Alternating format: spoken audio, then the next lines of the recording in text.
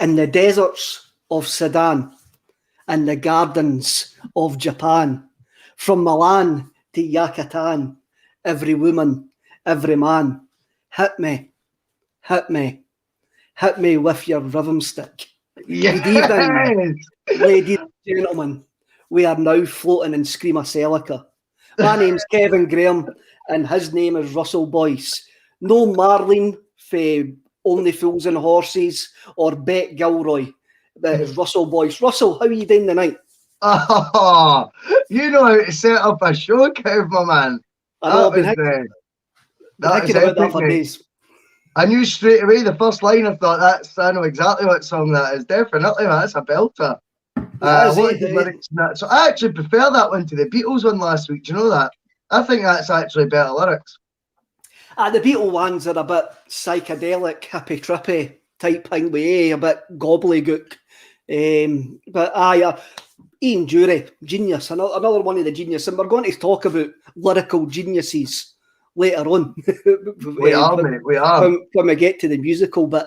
But you've got to talk us through that shirt tonight, Russell. You have got to talk us through that shirt. You have been getting it tight on the State of Mind WhatsApp group. Aye, man. And you know, luckily for me, I don't give a toss, mate. That's just the best. That's just the best thing. The only way you can wear these sort of clobber, this sort of clobber, is if is if you don't really care what people think. So, luckily for me, I don't. I mean, I've had this for years, mate. It's a top man number, believe it or not. And I've got to give them their due. It has stood the test of time. I got this in 2012.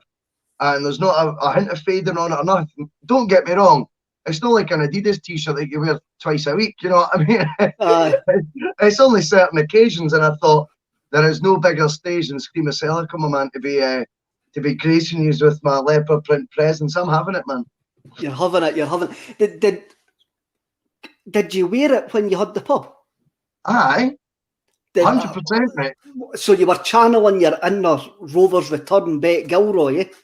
Well, you could say that. But I mean, it was like folk, I think, like a character in the world, mate. I think there's not enough characters out there, and quite right, there isn't enough characters at all. There's not, and to me, it's just a shirt at the end of the day, and anyone could wear it. If you like the look of a shirt, and it's a diesel number that's just a plain denim shirt, crack on, my man.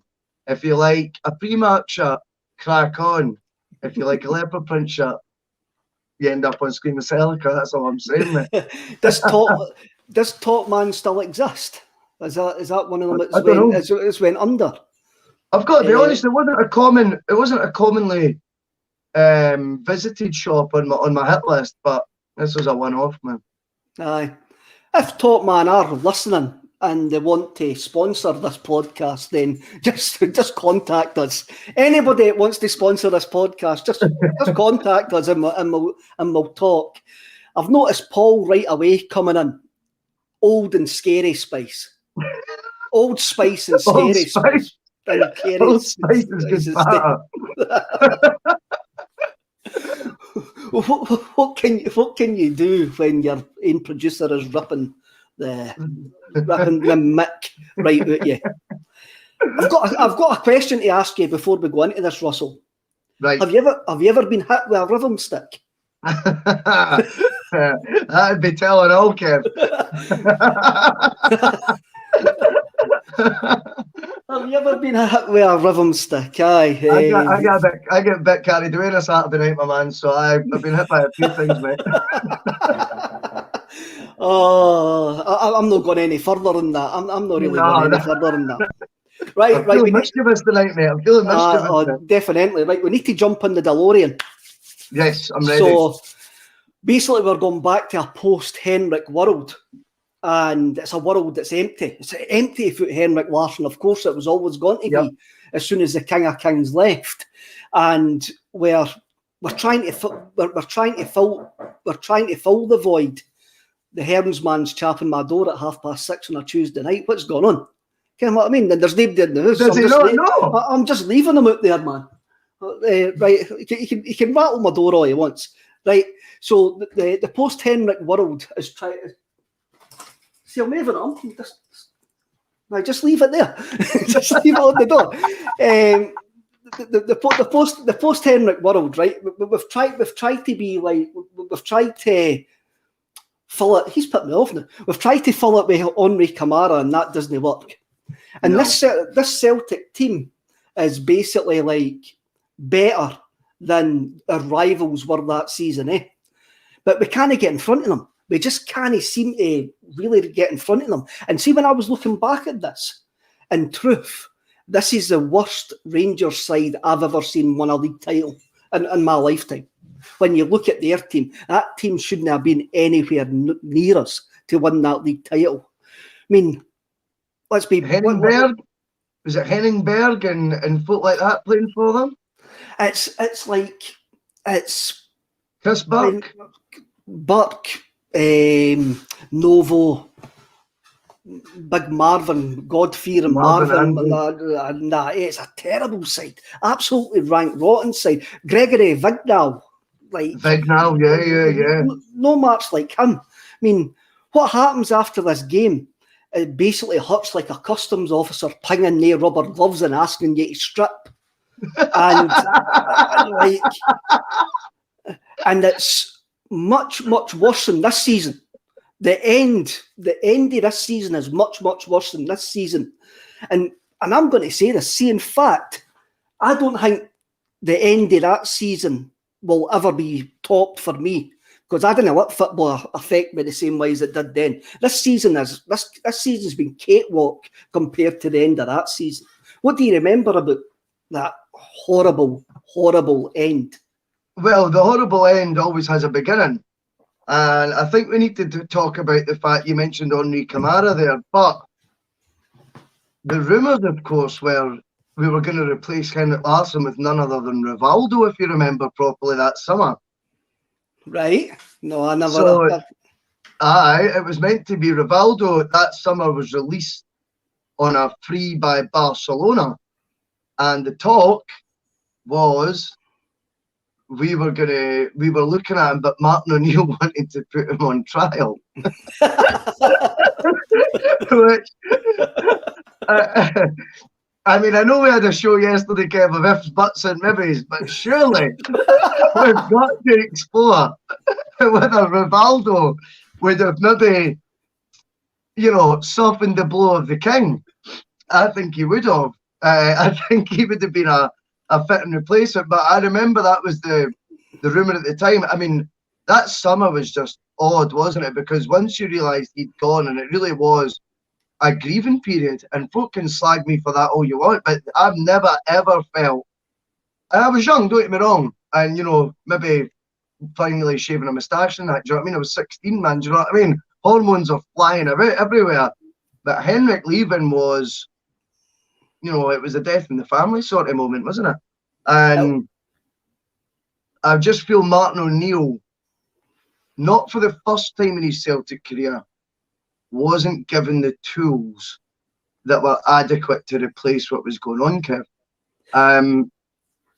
Go on. Ooh, I'm going to disagree there, because we got a guy that arrived on the last day of the transfer window in January, which for me was the tools to win that league. Aye, but that is a lot. Why is it firstly the last day in January, and why wasn't it the summer when you had 2 years to prepare for Henrik Larsson leaving?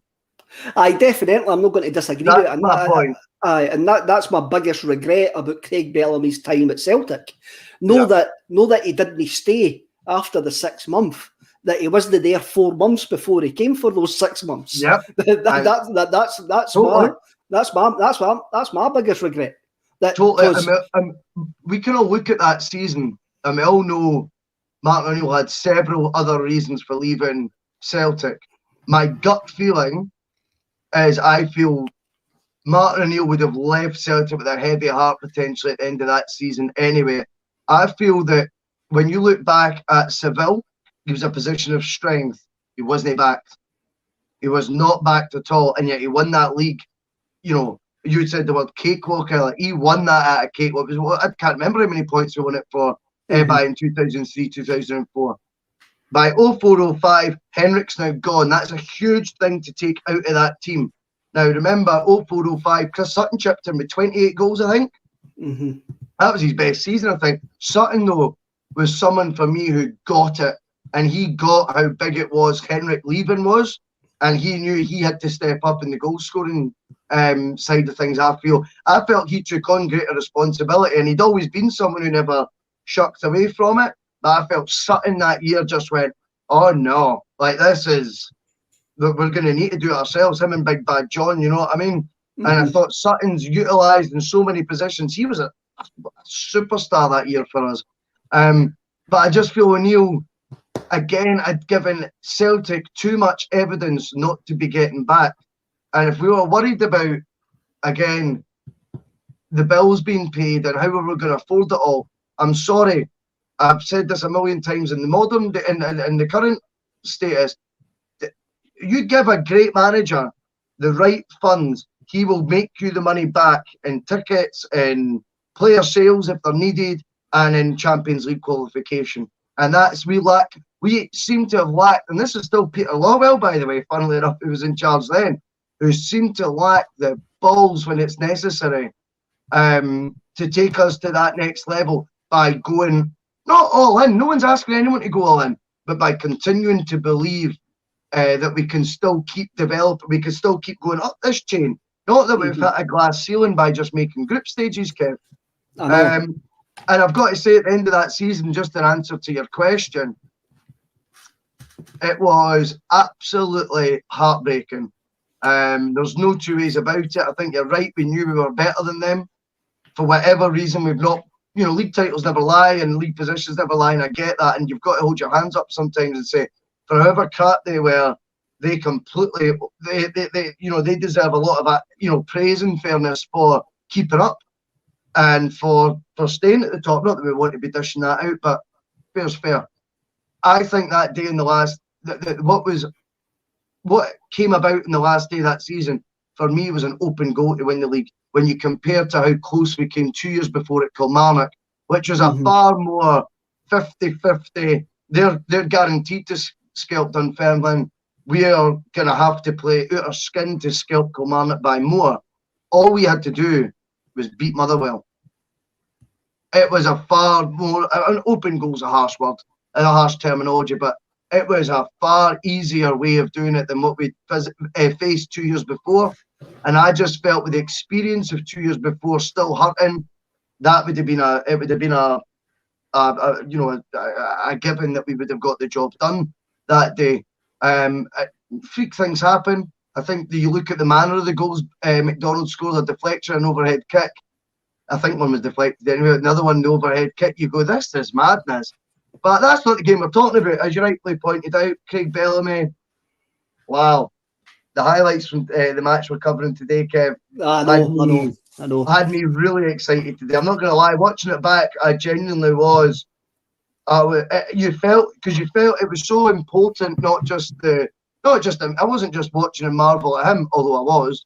It was the relief of when he gets the third goal that you see the stand going nuts and the importance of it. Oh, I was caught up in it today, big man. Love a trip to Tannadice. It's one of the best away trips that you can get, being in that shed, and even the Jerry Kerr, which is too wee, and you can't sit down, and there's wooden seats in the corner bit, and the team's coming out that corner bit of the tunnel wall I love that. The fact that the tunnel's not in the halfway line, the tunnel's in the corner.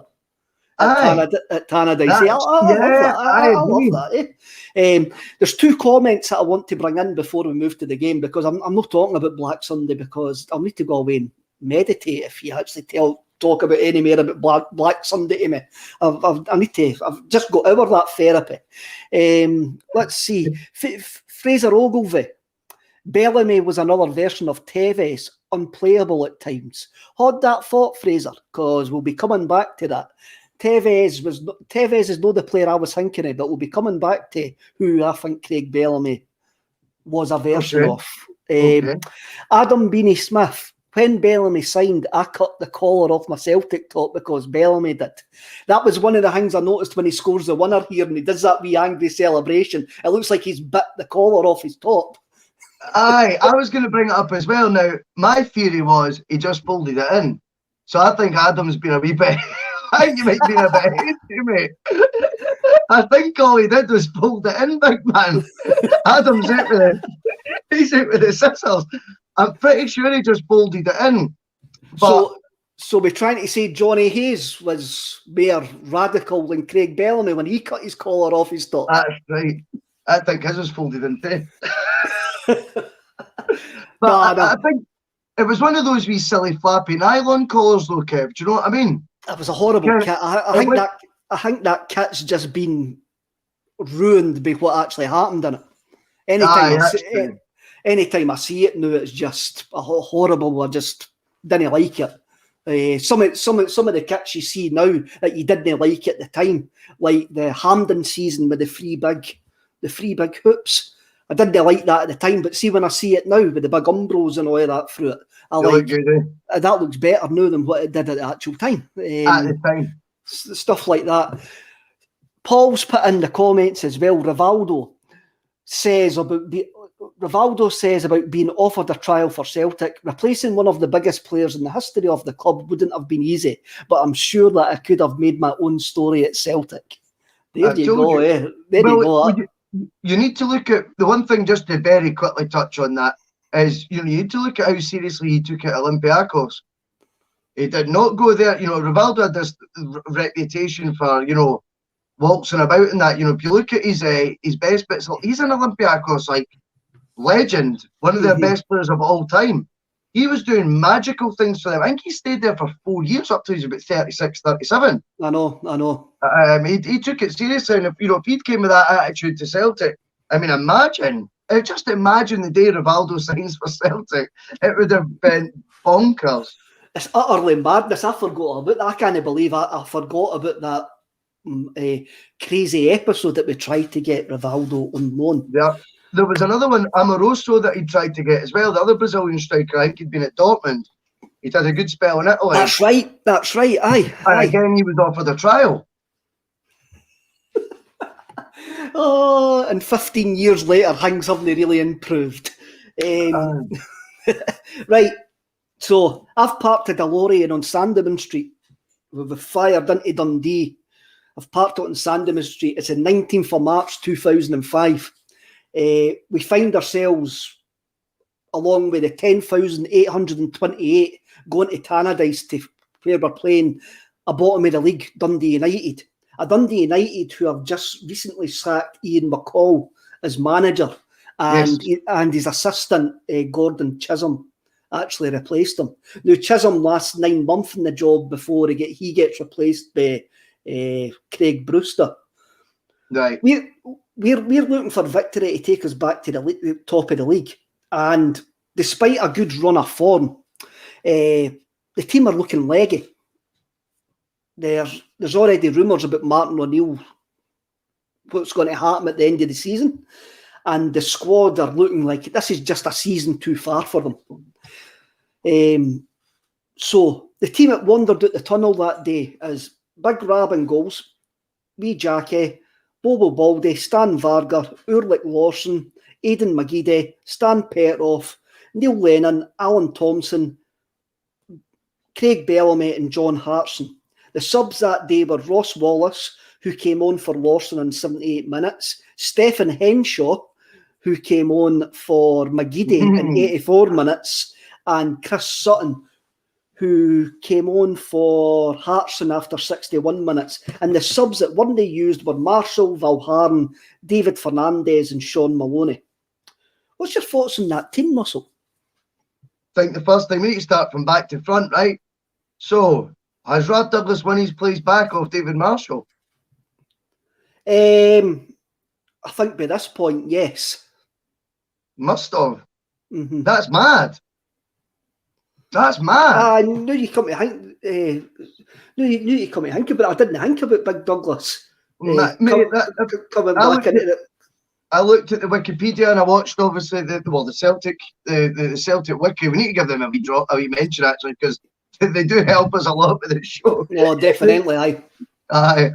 Cheers, guys. But yeah, I think I watched the YouTube highlights first, and I thought, wait, why is Rab Douglas playing? So I presumed Marshall was injured. And then you go on, you see he's on the bench. Now, I don't know, maybe he wasn't fully fit. I'm not sure. I can't remember that time, but I thought Douglas was, I didn't think he was out the building by then, but by no stretch now, I think he was playing first team football by then. And you look back to the Barcelona Marshall game and all that, that was the year before. That was the season before. And he'd had this huge, whirlwind beginning to his Celtic career. So it is, see, when you see that, and he was out the team by O'Neill, I would say the narrative now is that Strachan didn't fancy Marshall and replaced him with Boric.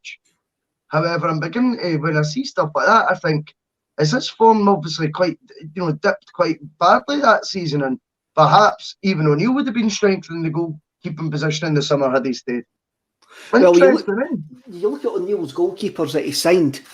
Who's the best one? Big Rab. You had Headman. You had Broto. He was the best one. Broto was probably the best one, eh? He definitely was. But I didn't complain about. I didn't complain about us signing Headman either. And Headman suits Screamacelica. He was a bit of a head case, eh? Afterwards, he thought he was a heat case. He thought he was a heat case. It turns out he's just a big blouse, mate. Couldn't he? That Bayern Munich, that goal away to Bayern Munich. Oh, I was in Munich. I was in Munich that night, and one nothing up with 20 minutes to go, and you end up throwing it away again, and. But that was Old Olympic Stadium that was in. And I remember when Alan Thompson scored, I didn't actually see him scoring because you're that far away, and the advertising boards were that high. It was a diving header, so you didn't see Thompson doing the diving header because you were that far. All you saw was the team celebrating, and obviously you celebrated. That was a great trip. That met a lot of St. Pauli fans on that trip. And that was Munich's a good city. The Bayern fans were a bit arrogant, but there we go. The first thing that I looked when I looked at this team, it's an old side. It looks old. Some of the names on it, you can. I mentioned before they've went a season too far, but you're having a look at it. You've got Baldy, you've got Varga. Lennon and Thompson are the two sitters in the midfield because we're playing a 4-4-2 that day. So your two centre midfield's got no pace in it whatsoever, and Thompson and Lennon sit there, eh? You've got a young McGeady who's just breaking into the side at that point, eh? And you've got Hartson who's not the most mobile up front. It's a team, when you look at it, it's there to dig out a result. For me, anyway. I think you're spot on. I think you're absolutely bang on the money. I think that whole season, my fear was. And again, it goes back to, you look at Seville and you think a couple of key additions then, a couple more £6 million signings, one or two, we're not saying spend 25 million, but another couple of 5-6 million. I felt that O'Neill had earned that at that point, by the way, by getting us that final and taking Mourinho's brilliant Porto team that far. I really do. And then by that season, I think you're right, I felt that the average age of the team was now 30. Which is far too high for an average age to be. Do you know what I mean? And I had a thing at the time, Kev, where I think by virtue of playing a lot of Championship Manager at the time, date of births or years of births of players were registering in my head, and I didn't know why. Just photographic memory or something, man. So I was only two, and we'll, if anyone wants to test me on a year of birth of a Celtic player between 2000 and 2004 or something like that, then I'm happy to play. But like, or any player, in fact. And but genuinely, I was like, he was born in 71, he was 73, he's like, and that's how I was like processing their ages at the time. I know that sounds total messed up, but I'm a weirdo. It was genuinely, it was mad how many of the players had now became in this cycle of just coming out their peak, but still expected to do their peak's work. And I feel that McGeady had far too much pressure on him in that environment. Far too much pressure was placed on, and that's not O'Neill's fault either. He's got a great talent there that he's got to play. And I think, though, for the guy who's going to come up with a moment of magic, shouldn't be someone at that stage who would have been, 18 years old? He would have been 18 approaching at that point. Approaching his 19th birthday. And by that season, you knew there was a lot of weight of expectation on McGeady. And that's not how it should have worked. When you look at that side, only McGeady and Bellamy are going to supply any. He's disappeared. Only McGeady. Don't worry. Only McGeady and Bellamy are going to supply any flair and pace in that side. Even Petrov's on the right-hand side of midfield, but I've said Petrov is the best Celtic midfielder in the last 20 years, and I'm not going to deny that. But he was never a right-hand-sided midfielder. He gave you a shift out on the right-hand side, but that was not his best position. Do you think that frustrated him? I think when you have a look at this side, there seems to be a lot of get the best 11 on the pitch and see what happens, which was one of the things that we says about Neil Lennon, and this seems to be we've went to a flat back four, but it's obviously Martin's wanting a big back line because you've got Ulrich Larsson playing at left back, who is not going to give you the galloping runs that you would expect. Whipping balls into the box past it, do you know what I mean? But then Douglas, what do we know? Because the two fullbacks set up the first two goals.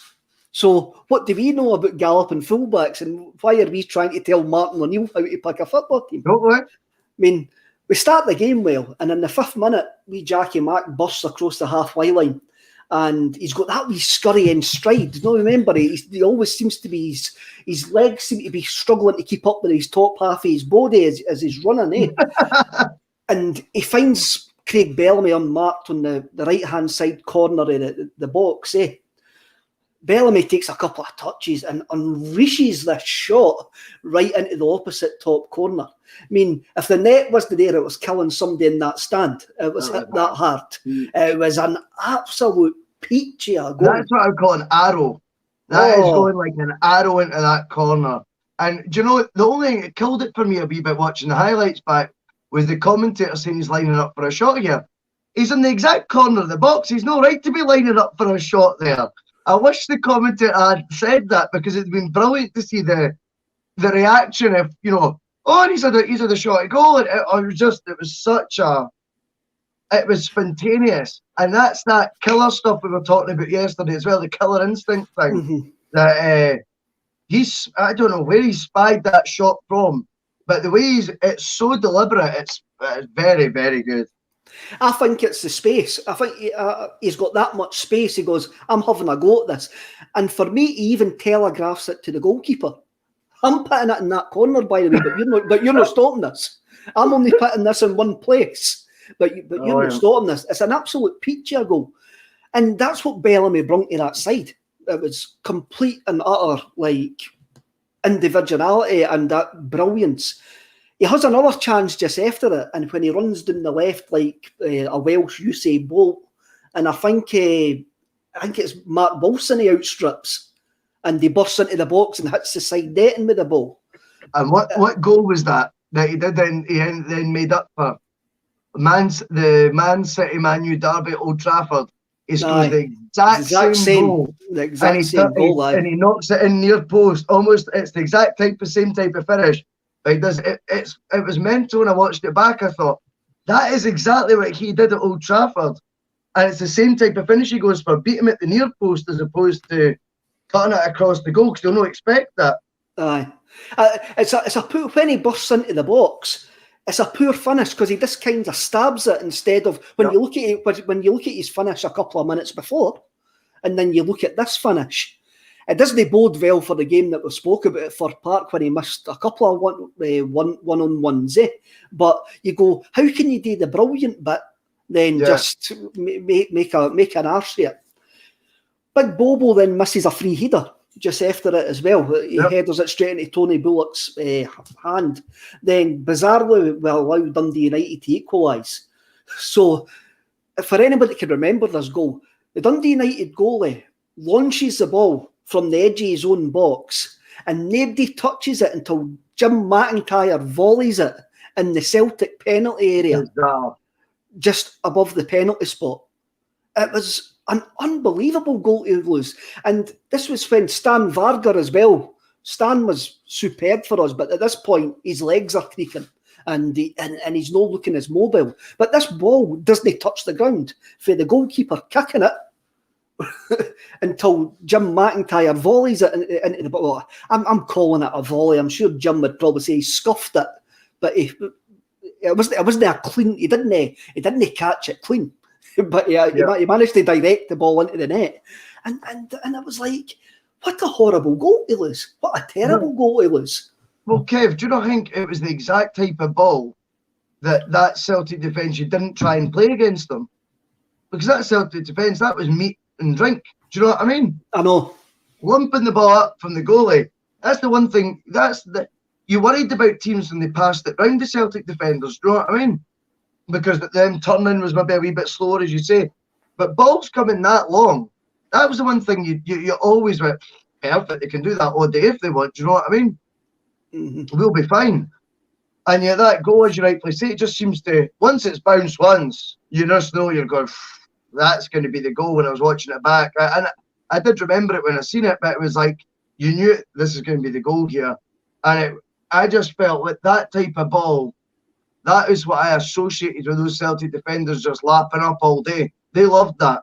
But I've got to say, you look at the Dundee United's 3 centre-backs that day, and you think, do you know what? They had 3 lumps as well, did they know? They did. Gary Kenneth was one of them.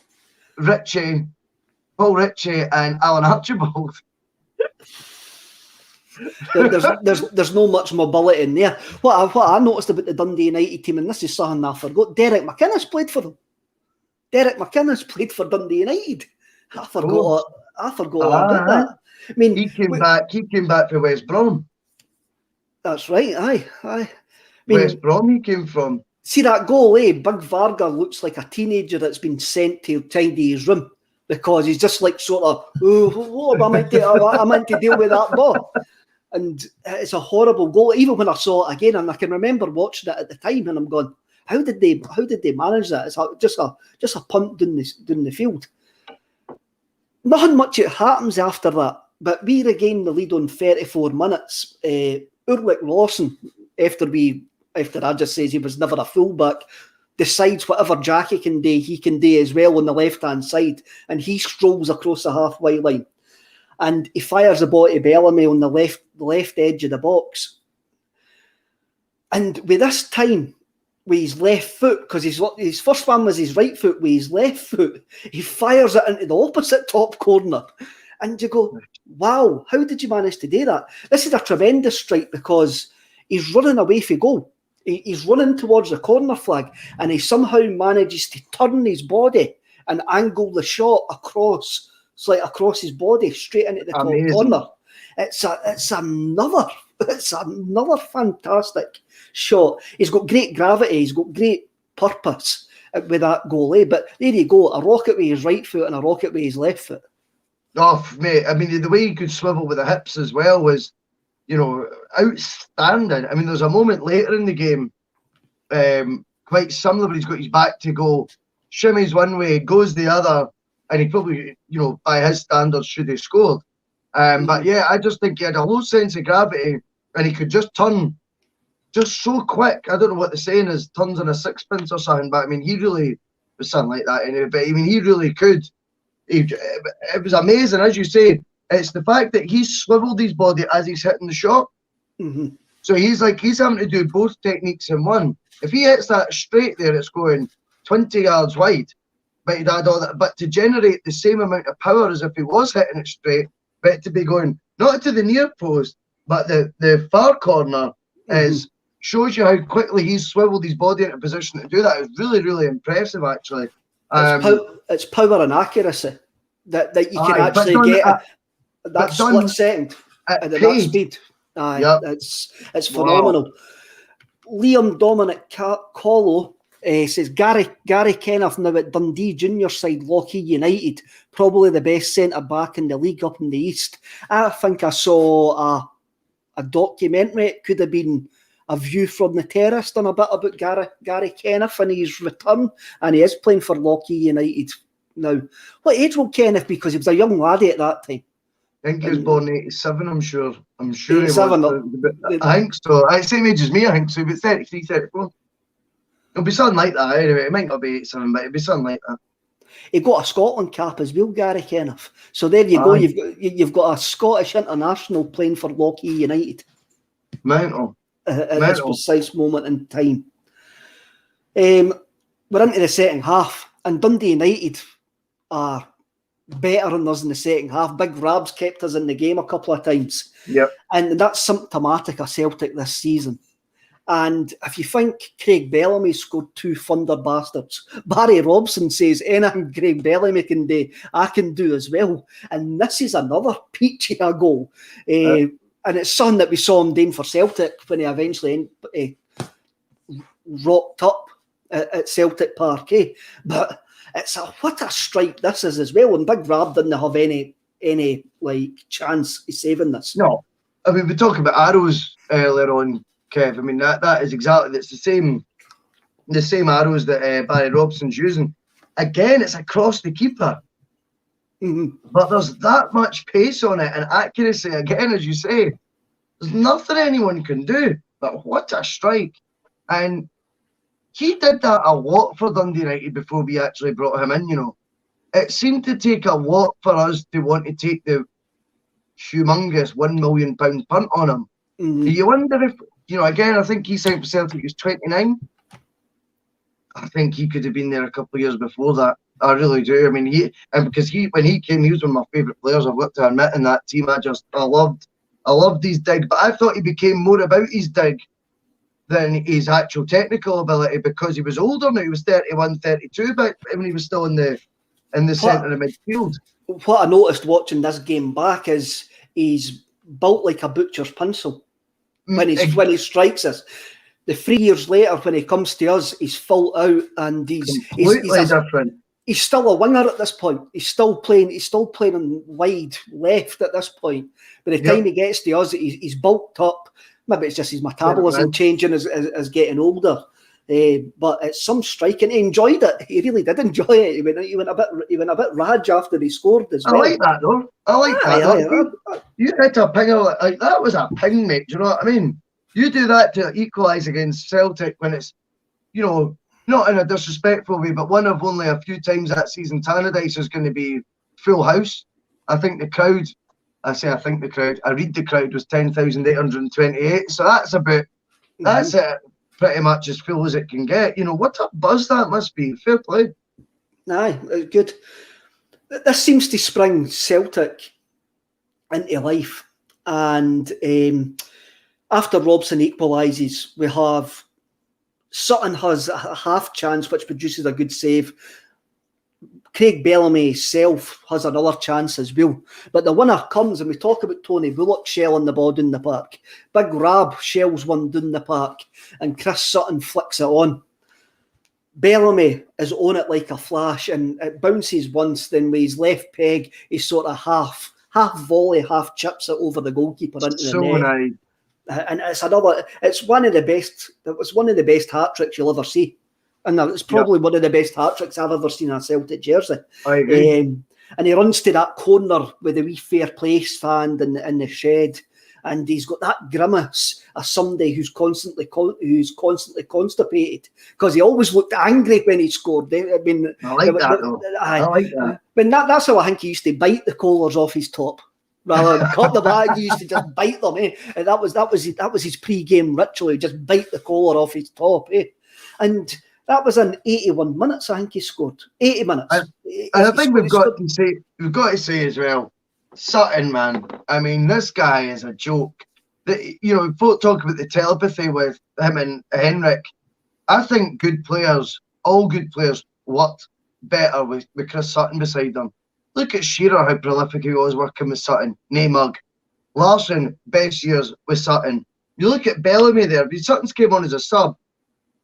I'm guessing he's got an injury prior to coming on, as much as he went off later on. And straight away, it's just the intelligence of the flick. He always knows where they're making the run, where he's to put it, where it's to go.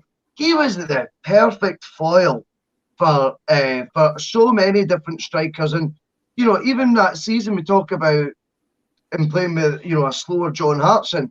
they were still battering in goals between the two of them in Europe and domestically. Sutton, in fact, took, I feel, a lot more responsibility on his shoulders to become more of a goal scorer because the king had left. And he actually ended up, I think, with nearly 30 goals. I think it was 28 or 29 he scored that season. And I think for me, he is the second best striker I've seen play for Celtic. No two ways in my lifetime. No two ways. Nah, if you were a partner with Chris Sutton and you see that ball coming and you see him positioning himself for it, you're off because you're going. He's flicking that on, and he'll find you. But that's the difference. Kev, he'll find you.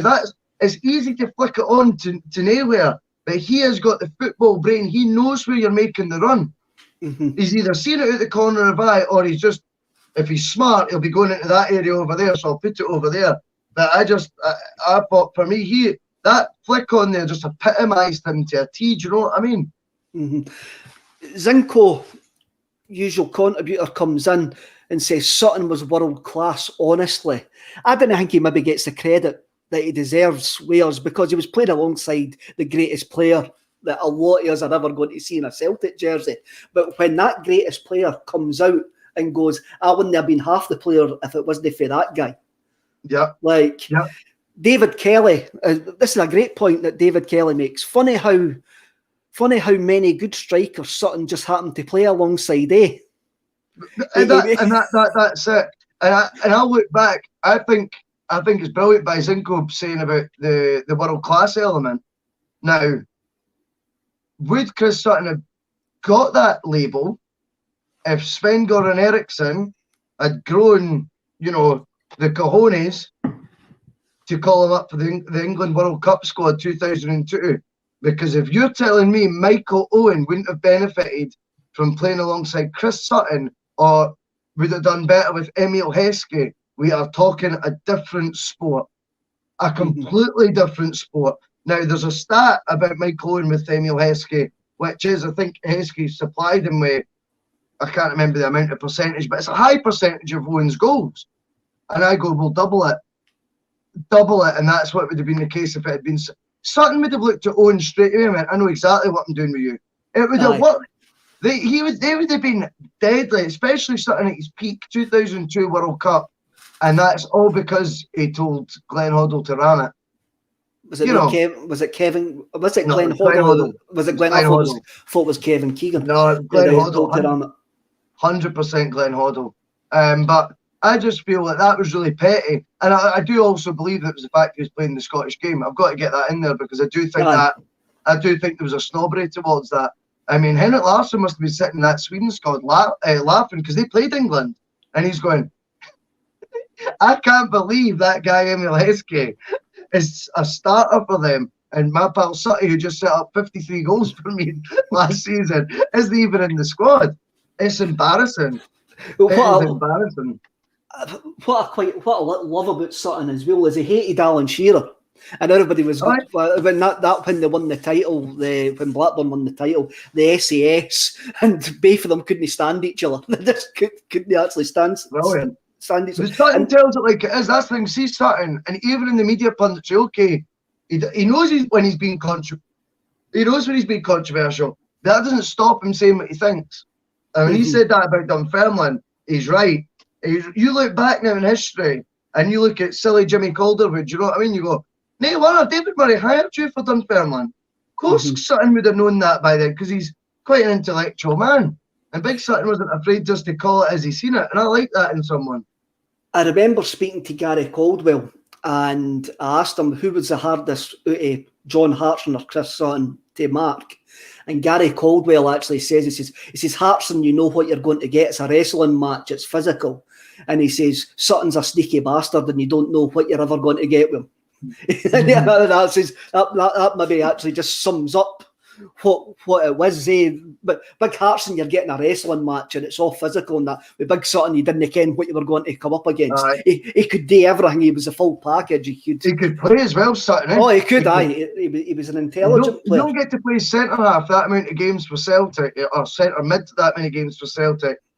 I know what you were saying earlier about shoehorning players in, but at times he was the best choice for those other variety of positions as opposed to up front, and that is serious kudos to me. Do you know what I mean? For being that, having that again, that comes down to the football brain, because he's not in any of these positions for pace or energy or whatever. Well, energy maybe, but not pace. Do you know what I mean? And yet you could play him centre mid, and he offers something different.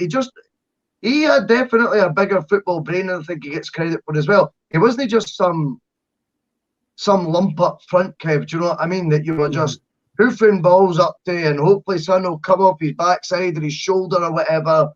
He was nothing like that. Nothing like that. Nothing like that at all.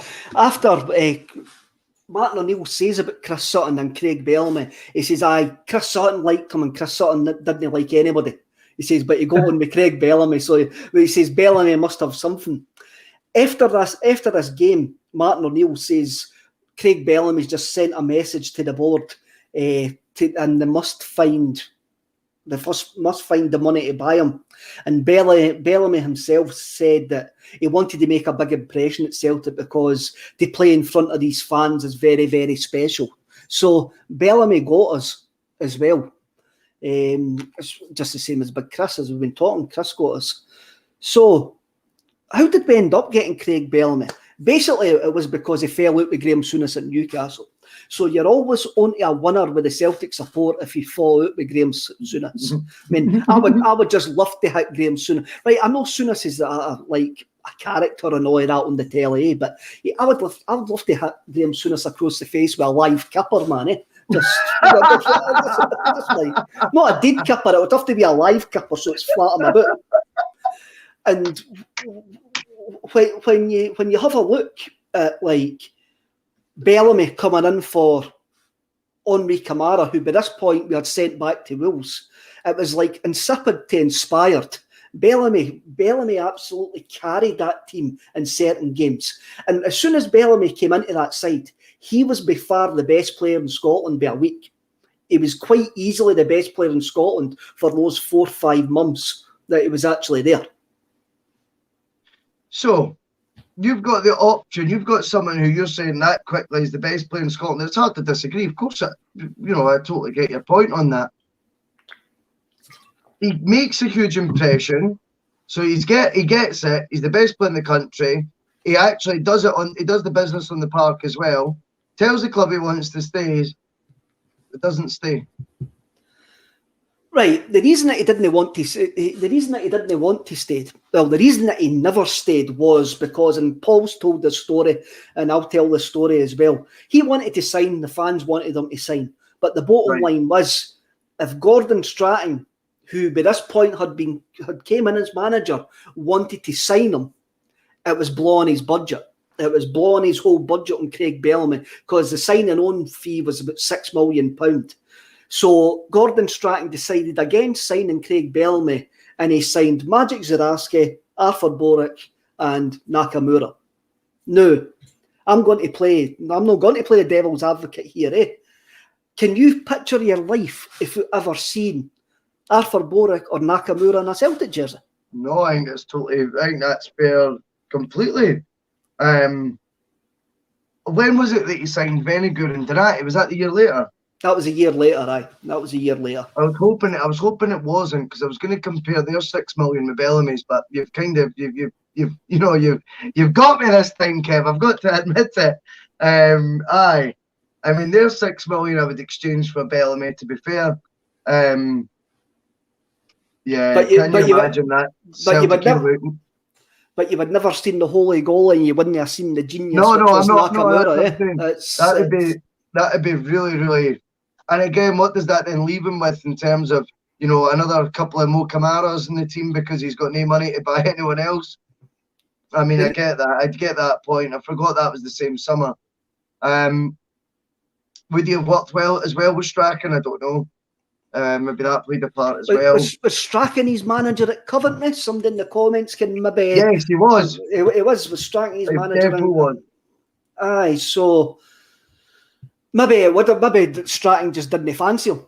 But I must admit, I'll go with Paddy John Hughes here in the comments. Good call with Strachan. I think when you look back on it, it was a good call with Strachan. Bellamy himself, he left Newcastle and went to Blackburn for 6.75 million. Then he went on to Liverpool then to West Ham, then he moved to Man City in 2008, where Mark Hughes, friend of a State of Mind podcast, was the manager, and he played the best football of the career. The clubs that he left Celtic for, he was involved in £40 million worth of transfers after he left Celtic. He went to Man City for £14 million. Mm-hmm. £14 million. When you watch him at Man City, YouTube this, watch his goals at Man City. I think he played his best football of his career at Man City. And now I'm going to rewind us to the comment earlier on about Tevez. I was listening to the World Football podcast, Radio 5 with Tim Vickery, and I can't remember the other boy's name. And they were praising Sergio Aguero and his ability to shoot across his body. Bellamy is better than Aguero at shooting across. That cross body stuff. He was a bit like Tevez. He had that wee devilment on him, but for me, Craig Bellamy is a better finisher than Sergio Aguero. And Russell's dumbfounded. No. Absolutely dumbfounded. No. Watch the goals that he scores for Man City. How many? We're not talking how many. We're not talking about how many. There's not going to be no highlight reels of the ones he's missed, Kev. Huh? There's not going to be a highlight reel of the ones he's missed. I'm talking technique. If you're going to play praise, surely technique results. Surely a good technique is finding the back of the net. And for me, I think it's that. I feel that Aguero, finishing wise, I remember Aguero's debut for City. I think it was his debut, and it was like City had signed a cheat signing. Do you know what I mean? I think it was Swansea away, and he just takes the ball outside the box. He's about 25 yards. He just thumps it, dips into the bottom corner across his body, as you're talking about, almost effortlessly. No backlift. And I'm not here to criticise Craig Bellamy, because I love Bellamy as a player. You know that. I 100% did. But I don't know. Right. I'll clarify this. I'll kind of rewind myself a bit. I'll kind of rewind myself. Maybe rein myself in. Fire it into reverse. Beep, beep, beep, beep. There we go. There's my reverse gear. There's my reverse gear going in just now. When on his day, right, Bellamy was just as good as finisher as Aguero. When you see the amount of goals that he scored across his body. Across his body. I think Bellamy was someone who needed to play every week, right? He needed to be treated as the main man. He liked it. He needed his ego tickled. I think he was one of those players. Nothing wrong with that, by the way. When you've got the ability that he does, I totally get that. I think there was a text or something between him and Shearer when he was Shearer's sort of partner, and then they'd had a fallout. I think at City, it probably wasn't 45 games starting, even under Hughes, despite the 14 million price tag you speak of, when I think he was definitely worthy of being that.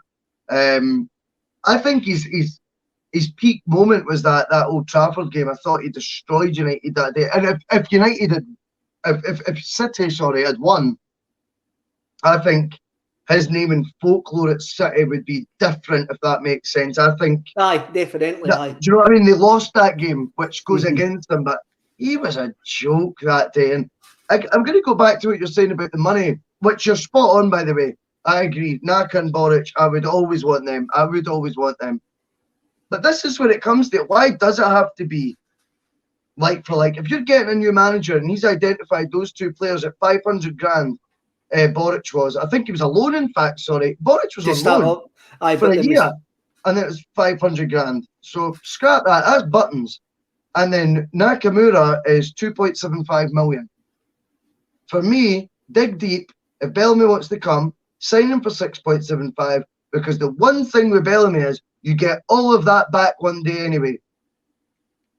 You would. And then some. He does not get sold for £2 million, for £3 million. If anything, his value goes up. All you got to do is worry about covering his wages for the time he's there. Like, he will get you goals to take you places that will generate the club more money, as I keep going back to. I would have made special exceptions for him when your goalie that we're talking about was signed on loan and Nakamura was under £3 million. But we paid a fee for Boric within a couple of months. We actually 500 grand, mate. Come on. Was it 500 grand? Well, when you're talking about budgets, you're talking about the wages and that as well. And I think Gordon Strachan made the right decision. I mean, we did. But you don't want them all. This is my point, though. Why does it have to be one or the other? I want the moon, mate. I want the moon. Bring me the moon. Of course you want it all, but we're having a look. How unfeasible was it, Kev? How unrealistic would it have been to have went, we've got enough. You look at Dermot Desmond.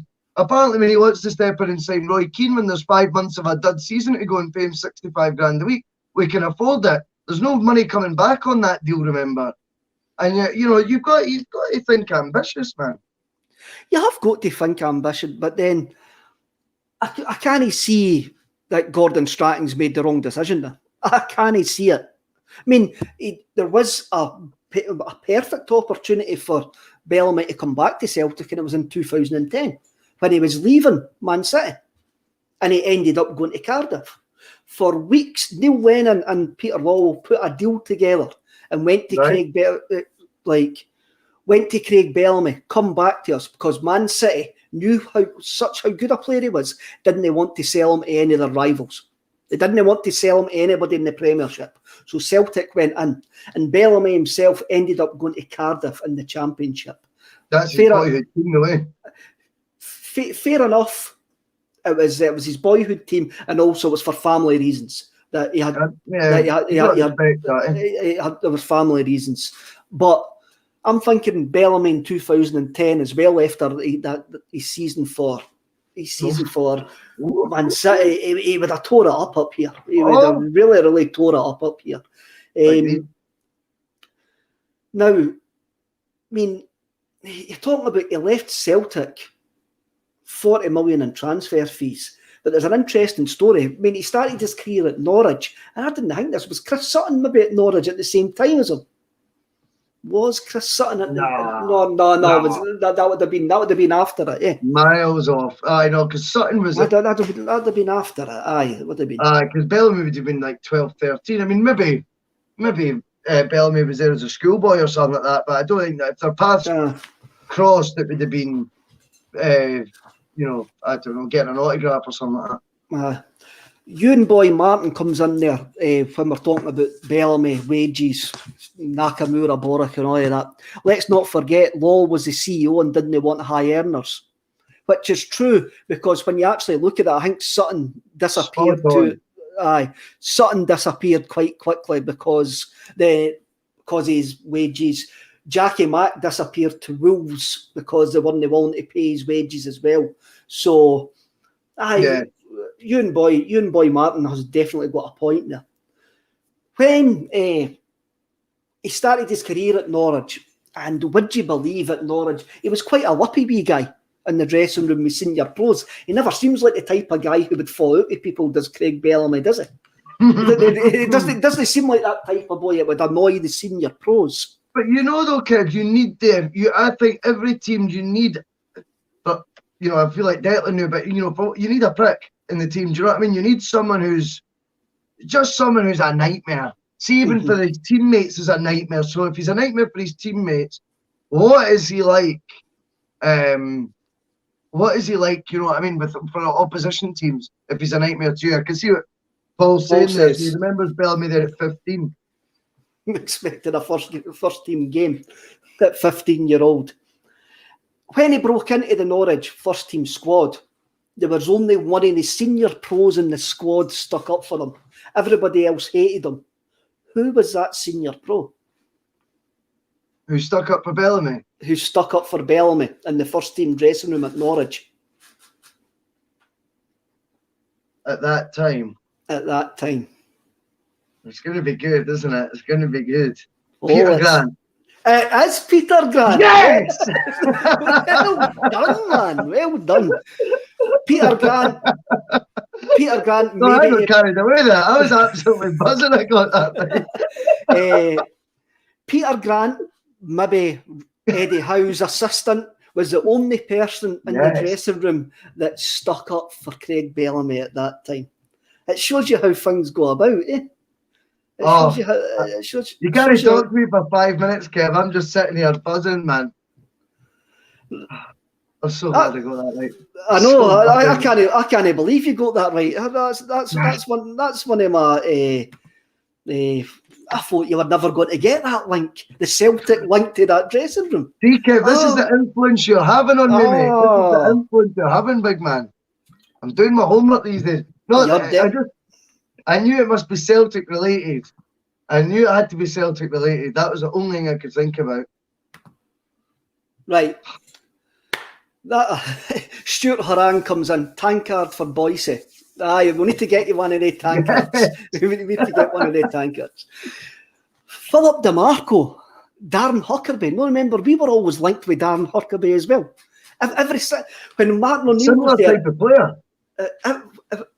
Every summer we were linked with Hakan Yakin and Darren Huckerby. We're just going into the music phase, the new Kevin. Darren Huckerby was very much Craig Bellamy's B-side, wasn't he? Aye, definitely. Aye, definitely. It was a Poundland Craig Bellamy. He was his B-side. It was just a dodgy cover version, whatever way you want to describe it. We're not going down that road again. No, we're not. No, we done that last week, mate. We can't keep on repeating ourselves. It's no soccer AM we're on. We can't keep on repeating the same joke. Yet. Ian McIntosh, Kincladze was a constant rumour as well. That's another one that always every summer that we used to get linked with Hakan Yakin, Kincladze, and Darren Huckerby. That was a three there. I noticed Ian McIntosh says that he's feeling rough after his COVID vaccination. I had mine last week, Ian. I ken exactly where you're coming from there.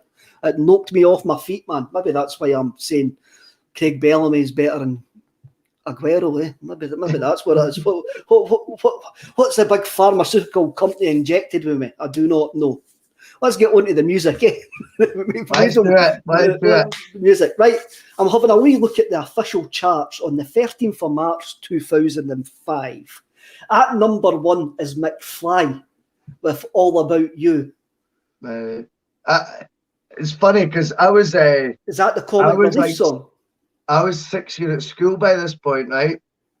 And I remember when that was number 1 because my PE teacher basically comes up to me to make a deal with me, right? And he's like, look, I know it's a crash hire. You didn't do standard grade, but it's easy. That's how he talked to you. He goes, I know you're more than capable of passing this. He goes, what can I do to get you to pass this PE hire exam? And I went, buy you a McFly album. I'm like, well, you'll need to pay me or something, man. I'm not going to revise, me. I'm an idiot. Do you know what I mean? I was like, I can't be bothered. And he's like, even though I was smart, I just was one of those folk who didn't push myself, Kev, you know? Mm-hmm. And he said, I've got a deal. And I said, right then, because he thought about what I'd said. So he comes back, he goes, how does 2 checks of £32 suit you? And I went, go on. And he goes, the first and second year's disco, right, for like end of year disco or whatever, is going to be, I don't know, mid-May or something like that, or before the exams anyway.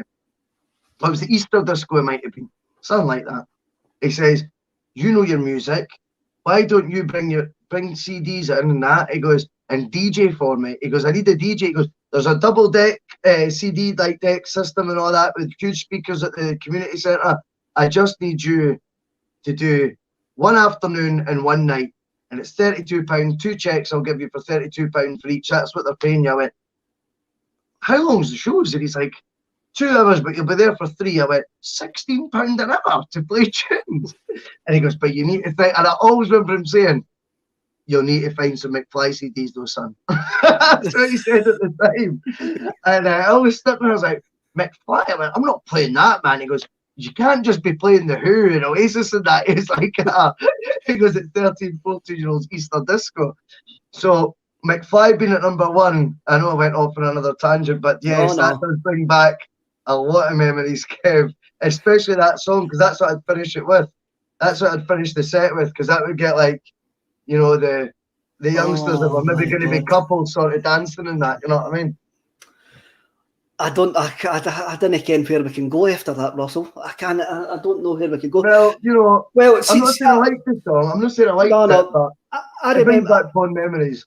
I remember the only time I've ever been a DJ was at a primary 7 leavers disco when I was in 5th year.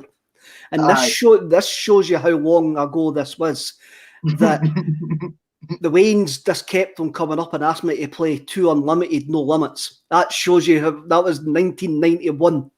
And I think I must have played it. I think I must have played it about 15 times. That is longer ago than I thought, Kev. Aye, 1991, eh? So, number 4 in the charts is Dakota by the Stereophonics. That would be right up your street. You like the Stereophonics? Number 8. This will have a wee jump here. Number 8 in the charts is Crafty by New Order, and New Order is one of these bands that we're going to talk about tonight. Russell, take us away with New Order, because you want to talk about their album. What was it? Waiting for the Siren's Call. Aye, so it's funny because I remember that Crafty song being on it was either CD UK or Top of the Pops, and I watched them do it live, and I'll be honest to you, 16, 17 years old, what would that have been, 17, I didn't know much about New Order at that age, but I just watched that song live and thought, that's a belter. I loved it right from the get-go. I thought I really like that song. Done a bit of digging. Like, they did 2 more singles. One was Crafty and one was Jetstream, I think. Yes, and Jetstream was with Animatronic from the Scissor Sisters. Aye. Oh, is that her from the? I hadn't joined the dots. She was from the Scissor Sisters. Okay. So the 2 singles that followed, I remember keeping an eye out for when the singles are coming out, because I wanted to hear the next song this band New Order's done, you know what I mean? And then, of course, at that time, LimeWire was we're allowed to say that, eh? Aye. I was illegally downloading from LimeWire at my bud's house at the time, and she was cool. She was really into music and all that, and she's like, you do know that's Joy Division? I'm like, you what? And then I was like, I only know that one song by Joy Division, and don't get me wrong, I think only she did as well, but we couldn't believe that was the same band, you know what I mean? It was like, what? And that's how I found out, like, obviously, like True Faith and stuff like that, Blue Monday, songs like that coming out, and going, this band's mega.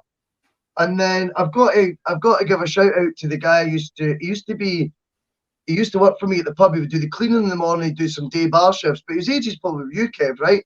And he would always hark back to 91 and the glory days and that. But he was a good guy, man. He knew his music, and he put on Waiting for the Siren's Call, and I went, I recognise that song from a time. And then the next song that came in the jukebox, this was before the pub had opened, was Crafty, and I went, now wait the new. I mean, I loved that song back in the day. And he told me it's from this album, Waiting for the Siren's Call.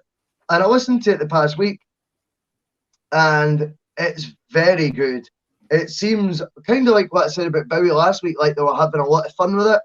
I felt like it's a really upbeat lot of songs. And it's only by track number 8, I can't remember the name of it now, where you first hear the sort of stereotypical Peter Hook bass line. Do you know, like before that, it's all like sort of really short, like, I don't know how to describe it because I can't play music, do you know what I mean? But it's a lot more bouncy, and then it's like track 8, I can't remember what it's called. And it's like the longer sort of just typical Peter Hook style riffs. But no, it's a great CD. The 3 singles are superb, and I enjoyed listening to it this week. It took me back, definitely. There's been a couple of people in the comments mentioned about LimeWire. David Kelly went, LimeWire, download a film in just 2 weeks. Who was the other one about LimeWire there? I've lost it. It's disappeared. Oh, aye. Daniel Mack, cost you more in Lecky than it did for a cinema ticket, did LimeWire. Well, again, as I was using the girlfriend's internet at the time. Do you know what I mean? I wasn't was it dial up? Dial up. Don't remember it. Used to get the dial up internet. Or is that even before? Is that even before your time as well? No. My dad worked for BT, so we were like one of the first folk. I remember like 95 or something like that. We were like using the internet for the first time in that.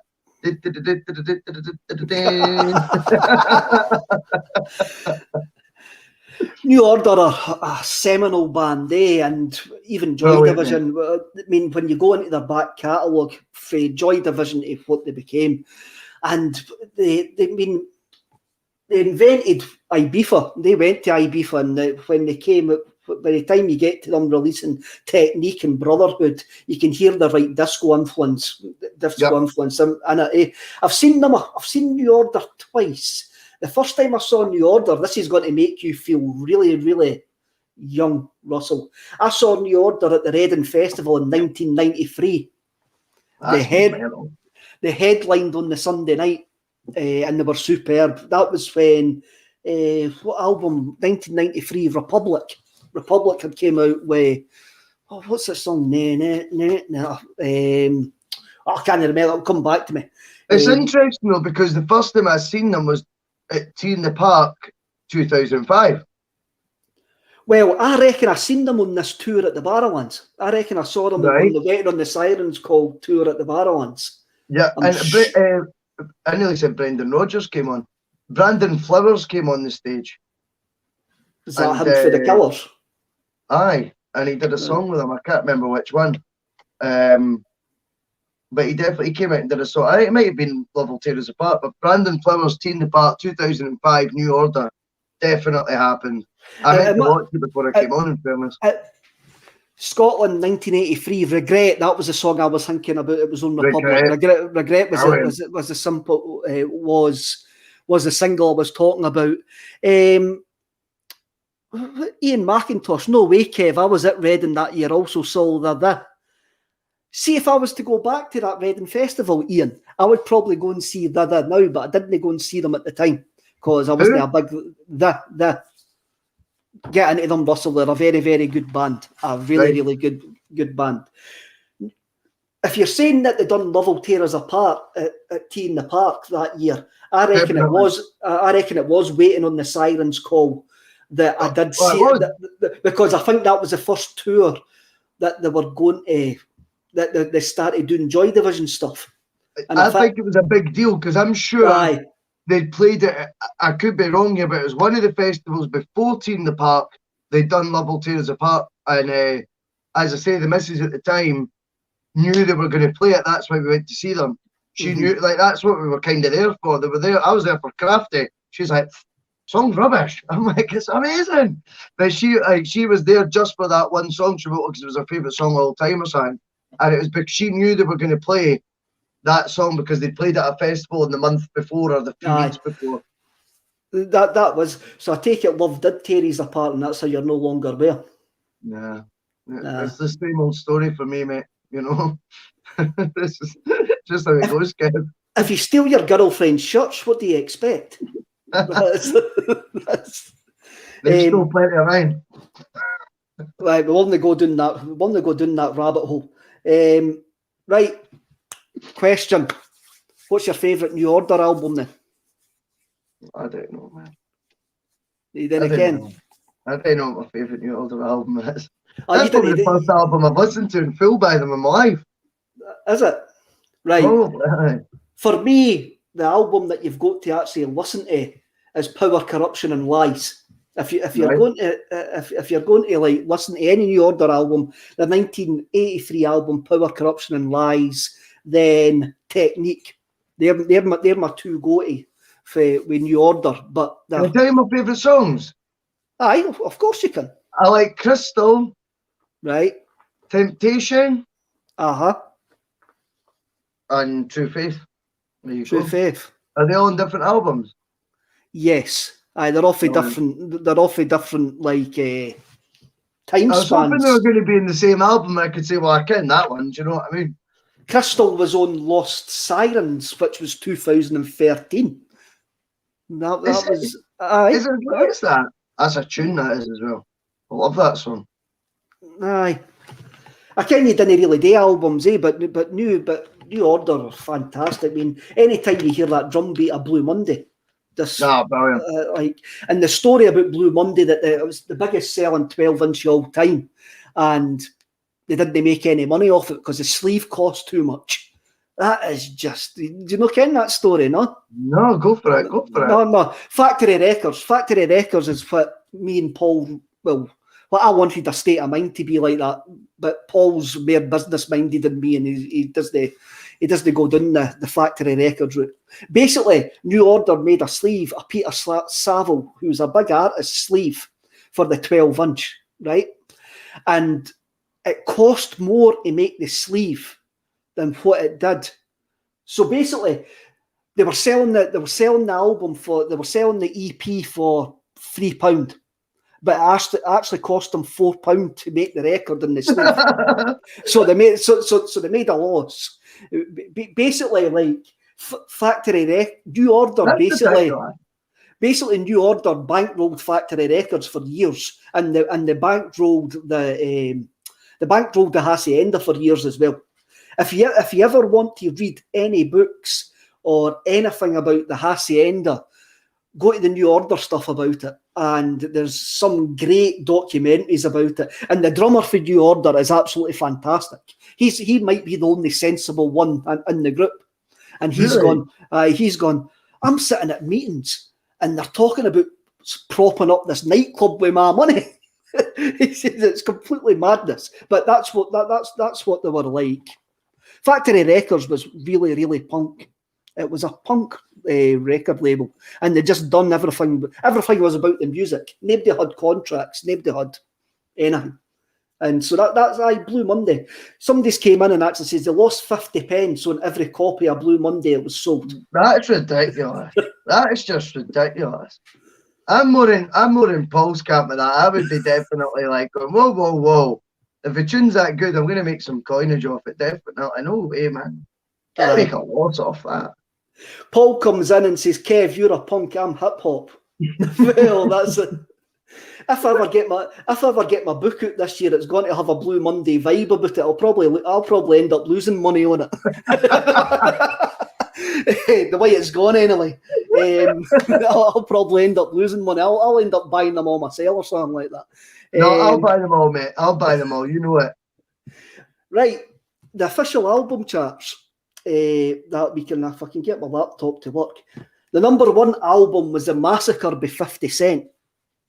Never heard it. I've never listened to The Massacre by 50 Cent. Sounds like a massacre. Aye. At number 2, there's a band called G4. I thought that was a security company. I didn't know. G4, it looks like 4 guys who were operatic guys. At number 5, the Scissor Sisters are there with the Scissor Sisters. Number 7, Hopes and Fears by Keane. Never a Keane fan. But I'm going to go to number 22. At number 22 is The Ultimate Collection by the Pogues. As soon as I saw this, I went, I can't let this week go by and we can't talk about the Pogues. That's a superb choice, mate. Because they've been mentioned a couple of times in the comments and all of that. I'm just going to have a wee go at David John, who comes on and he's going, Kent will tear us apart. He hasn't tore us apart yet, mate. So hopefully the sniper gets you very, very soon. Kent will tear us apart. I mean, they can't even. It wasn't even sound good. It was just leave good tunes to us. Aye. You know what I mean? So the Ultimate Pogues. We're talking about punk. Let's talk about Celtic Punk. And it's got 20. This album's got 22 classic punk hits, Celtic punk hits. And when you have a look at the songs, every one of them brings back a memory, and it all seems to be linked with great Celtic days or nights. It's got Fiesta on it, which was played at Celtic Park all the time. I remember Sunday afternoons in the Newmarket for anybody. It's for Stirling wide, they'll all remember the Newmarket, and that's where I used to drink when I drunk. And the Pogues would always go on, and the Pogues were, for me, the Pogues were the first band that I realised that punk wasn't a style of music or a fashion. It was an attitude, because the Pogues were a punk band. When you see pictures of Shane MacGowan in 1976 at the Clash concerts and all of that, Spider was in a band called, I think it was the Millwall Chainsaws. He was in a punk band called the Millwall Chainsaws with Spider Stacey. You're talking about a band who were going about in early 80s London playing Irish rebel songs to a London audience, and we all know how the Irish were treated in London, especially in the 80s at the peak of the IRA's campaign. So you're going, this band had an attitude to start off when they went on tour with the Clash, and so they were well into that what you would call the normal punk community. But when you look at the 22 songs on this collection, there's political songs, there's danceable songs that could make you cry, like somebody in the comments mentioned Thousands Are Sailing. What a song Thousands Are Sailing is about the famine. It's Shane MacGowan's a certifiable genius. No argument with me. But when you look at what's on this ultimate collection, you've got Fairy Tale of New York. Everybody kens about Fairy Tale of New York as well. I mean, it's great. If I Should Fall from the Grace of God, Misty Morn and Albert Bridge, Body an American. Every one of them's a classic. Every one of them's a classic song. A Pair of Brown Eyes. Come on. Shane MacGowan, for me, there should be statues of Shane MacGowan for being the ultimate rock and roll guy. But I reckon that he's not talked about in the same sort of style as Keith Richards, because he doesn't look like Keith Richards. He looks like Shane MacGowan. All Shane MacGowan has actually got is his talent. Sheer talent. He's a poet and one of the greatest songwriters ever that Britain Islands has ever produced. But you'll never see him on the front of a t-shirt. You'll never see Primark coming out with a Pogues t-shirt like they done with the Ramones t-shirt or anything like that. But for me, the Pogues should be seen the same as the Ramones and all that, because they took Irish folk music, and I'm using the Neil Lennon air quotes here, Irish folk music to a wider audience. And we spoke about it before we came on. Look at the video for A Rainy Night in Soho. Look at Shane MacGowan in that video with the big shades and all of that on it. If you can see anybody that looks more rock and roll in the world than what Shane MacGowan looks in that video, I've yet to see it. But Shane MacGowan... I'm trying my best. But you need to get the mirror shades on, mate. You need the mirror shades on. But Shane MacGowan gets this, like, for me, this bad press. No bad press, but he doesn't get the respect he deserves because of how he looks, of the whole mess of... It's not a mess. It's a chaotic lifestyle that he's actually lived, where he should be getting... There should be actually getting, like, statues of Shane MacGowan in places for me. I think as well, I mean, I listened to the album last night. Turns out you know half the songs. I mean, there was some songs I've got to be honest and admit that I didn't know as well as I probably should know. But again, what should you know? I don't really subscribe to that anyway. But I loved it, right? And you know, the song you mentioned there, "Rainy Night in Soho." Generally, it was annoyingly like the first song I heard, but I played it again today and I felt the exact same way again, if that makes sense. And because I was like, was that just because it was the first of the album I listened to last night? Do you know what I mean? And then I've just kind of, do you know what I mean? I've just went in autopilot or something like that. But I was really trying for the first song. I played it again today and I felt the exact same. I felt like I was falling in love, Kev. That's the honest truth. That's the best way I can describe it. And I can get slagged for that all you want, but luckily I don't care.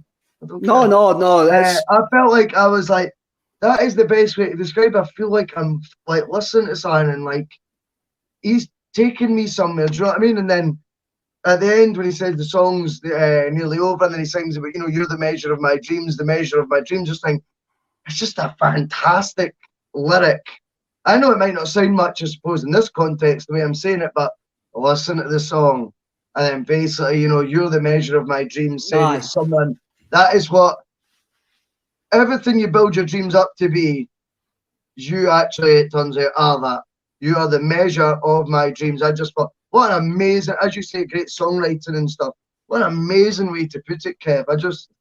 I really took to that song in particular. I mean, you know, you're talking about the ones you've heard around the stadium. I mean, my era will always be, you know, like that, like when the boys at the back. I used to love that. Do you know what I mean? That takes me back to my first ever Celtic game. Do you know what I mean? But I think you talk about being regarded as a rock star. I think sometimes as well, people think of Shane MacGowan as not as a singer. You know, just as this sort of rough sort of, do you know what I mean? Like voice that's coming over. Folk forget the music. It's about delivery. And it's how you connect, Kev. They think folks see him too much as a parody.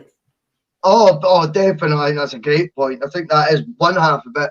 I then do believe people that aren't thinking deeper when they listen to it are just hearing a voice that they're going, it's no Charlotte Church, you know what I mean? It's not Will Young's, like, do you know what I mean? It's not all the octaves, like, but it's about delivery and it's about connection. And that is two things, that album I listened to, Kev, you've got to take your hat off to him and go, he connects when he's saying something. And when he means something a wee bit more oomph he puts in it, boom, it registers, it pulls at your heartstrings, and it makes something in your brain tick. I would compare it, if I'm being completely honest, to Johnny Cash's last album, his vocals on that as a similar sort of vibe I get. Yes, I'm having that. Aye, do you know what I mean? I think of the two vocals, they like, because Johnny Cash, you know, obviously Hurt's the most famous one, but there's Hung My Head and stuff, and he can't be exactly variant between octaves here, but when you need that bit where you go, right, that means something big, that's a heavy moment, they know how to deliver. And also I feel there's something, the connection side is something that it's relatable. It's singing in a voice that we all feel, even though we couldn't do it half as good, but you already feel like you could do. And having that relatableness is a brilliant thing, because it means when you're then singing along with the song, it's connecting again now with you even more, because you feel like you're doing it just like him, even though you're not. And I just wanted to get that point across. I think vocals are so important in a song, but for so many more reasons than just sheer technical ability. And I thought he really encapsulates that. And as I say, I've got to say again, Arena Night in Soho is now, that's a song for me, 100%, man. I mean, you mentioned Johnny Cash there. I don't think you can ever watch that the Hurt video that Johnny Cash does his foot actually welling up, because it's a powerful video. I mean, you have a look.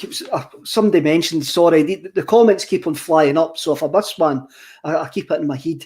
Somebody mentioned the Turkish Song of the Damned live by the Pogues, and I remember watching a Pogues video when you used to have videos in the early 80s. I think it was live for the Town and Country Club, and it was just chaos, and the audience was bouncing about the place, and it was utter madness.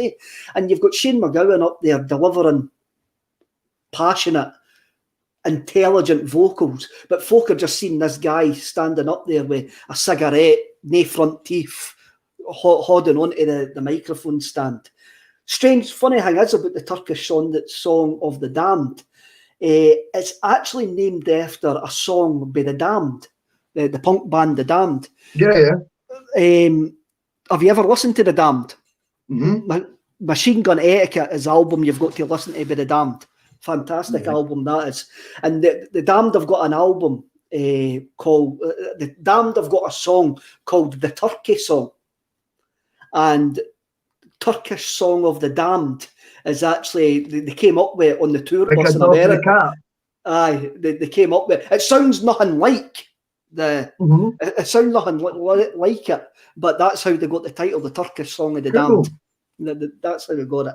Cool. For me, I mean, there's plenty of like Pogues greatest hit albums in that, but I think you've run Sodomy Lash, and the album that I really fell in love with the Pogues, Centenary Season album, was I Should Fall From the Grace of God.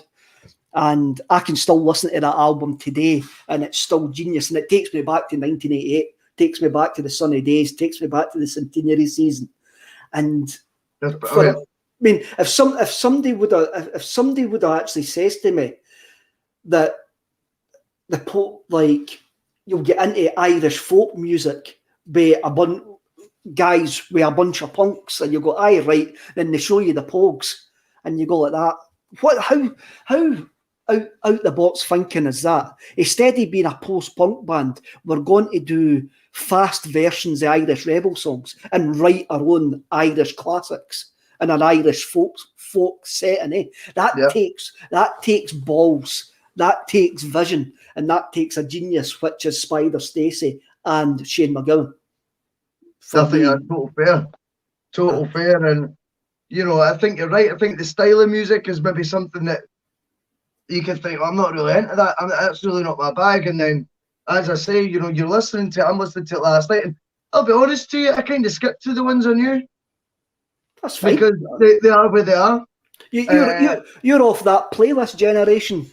I'm an album man. You know what I mean? I was, but as I've said to you as well, I mean, like the jukebox was a big influence on me because it did take me to a million different tracks I would never ever have played either. Do you know what I mean? I don't know what I would have been if I didn't have that. I would have been not an album man, no, a playlist man. Kev, I don't know. I wouldn't be on this show anyway. Hey, but, and the thing is, you were making money for the jukebox as well. Folk were educating you by putting money in the jukebox, playing all these songs. I'm like, listen, I'm loving this musical journey, man. Go stick another pound in there and keep me on this wonderful journey. But I found that the actual style of the music became really irrelevant very, very quickly. Listening to that Pogues album last night. Mm-hmm. The style of music wasn't really what was getting me. It was this soulfulness, singing songs that I was connecting with, and obviously the music is a style of music, but it's good.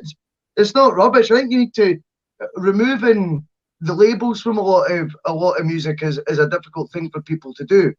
I think you get that a lot with rap and things like that as well. People just have, if that's in funnily enough 50 Cent pigeonhole, for a lot of people. Oh no, didn't listen to that. Whereas you gave us a great education 5 weeks ago about the multitudes of levels of what rap actually entails. You know what I mean? Mm-hmm.